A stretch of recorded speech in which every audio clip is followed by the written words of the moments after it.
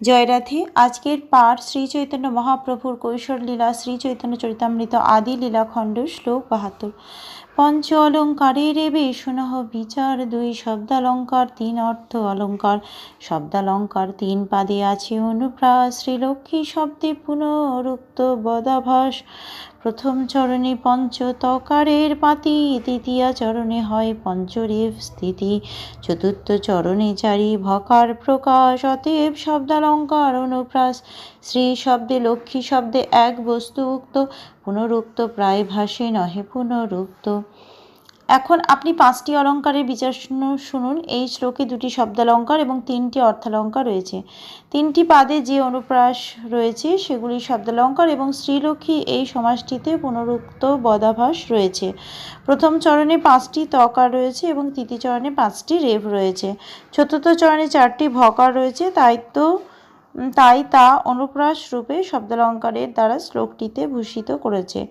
যদিও শ্রী ও লক্ষ্মী শব্দ দুটি একই অর্থবাচক এবং তার ফলে অনেকটা পুনরুক্তির মতো মনে হলেও তবুও তা পুনরুক্তি নয়। শ্রীযুক্তি লক্ষ্মী অর্থে অর্থের বিভেদ, পুনরুক্ত বদাভাস শব্দালঙ্কার ভেদ। লক্ষ্মীরিব অর্থালঙ্কার উপমা প্রকাশ, আর অর্থালঙ্কার আছে নাম বিরোধাভাস। গঙ্গাতে কমল জন্মে সবার সুবোধ, কমলে গঙ্গার জন্ম অত্যন্ত বিরোধ। লক্ষ্মীকে শ্রী ঐশ্বর্যযুক্ত বলে বর্ণনা করায় অর্থের বিভেদ এবং পুনরুক্ত বদাভাস শব্দালঙ্কার যুক্ত হয়েছে। লক্ষ্মীরিব লক্ষ্মীর মতো উপমা নামক অর্থালঙ্কার প্রকাশ করেছে, আর বিরোধাভাস নামক আর একটি অর্থালঙ্কারও রয়েছে।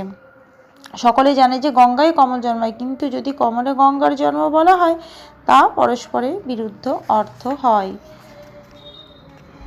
ইহা বিষ্ণু পাদপদ্মে গঙ্গার উৎপত্তি, বিরোধালঙ্কার ইহা মহা চমৎকৃতি। ঈশ্বর অচিন্ত সত্ত্বে গঙ্গার প্রকাশ, ইহাতে বিরোধ নাহি বিরোধ আভাস।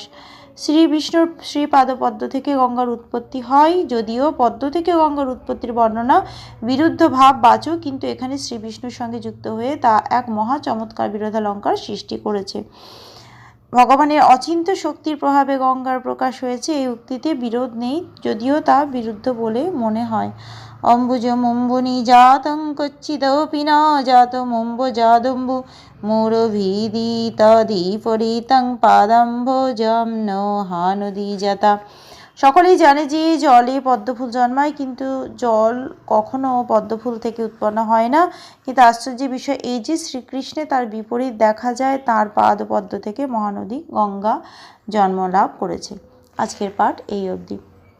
ভজ শ্রীকৃষ্ণ চৈতন্য প্রভু নিত্যানন্দ, শ্রী অদ্বৈত গদাধর শ্রীবাসাদি গৌর ভক্ত বৃন্দ। হরে কৃষ্ণ কৃষ্ণ কৃষ্ণ হরে হরে, হরে রাম রাম রাম হরে হরে। জয় রাধে জয় রাধে, জয় রাধে জয় রাধে, জয় রাধে।